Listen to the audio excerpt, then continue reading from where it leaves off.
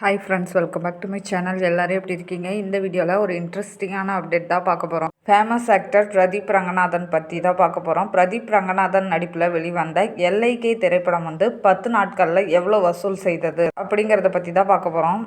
பிரதீப் ரங்கநாதன் ஹீரோவாக நடித்து வெளிவந்த 4வது திரைப்படம் life insurance company. Vignesh Sivan இயக்க, கீர்த்தி ஷெட்டி ஜோடியாக நடிக்க, எஸ்ஜே சூர்யா வில்லனாக நடிச்சிருக்காங்க. இந்த படத்தில் அனிருத் இசையமைச்சிருக்காரு.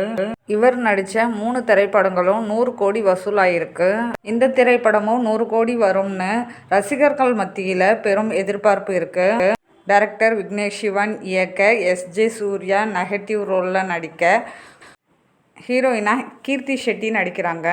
இந்த படம் ரசிகர்கள் மத்தியில் பெரும் எதிர்பார்ப்பு எழுந்தது.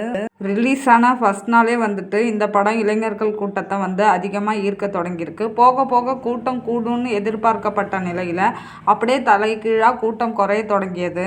வித்தியாசமான கதைக்களத்தில் ஃபேண்டசி ஜானரில் வெளிவந்த இந்த படம் கலவையான விமர்சனங்களை மட்டும் பெற்றிருக்கு.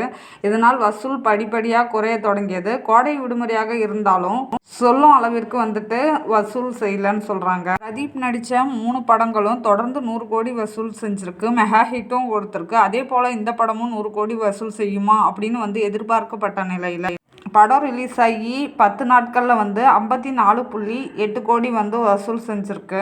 பிரதீப் ரங்கநாதன் 100 கோடி வசூல் மன்னனா வலம் வருவாரா அப்படின்னு எதிர்பார்க்கப்பட்ட நிலையில் 95 கோடி ரூபாய் பட்ஜெட்டில் உருவான இந்த திரைப்படம் 10 நாட்களில் 54 கோடி வசூலாயிருக்கு.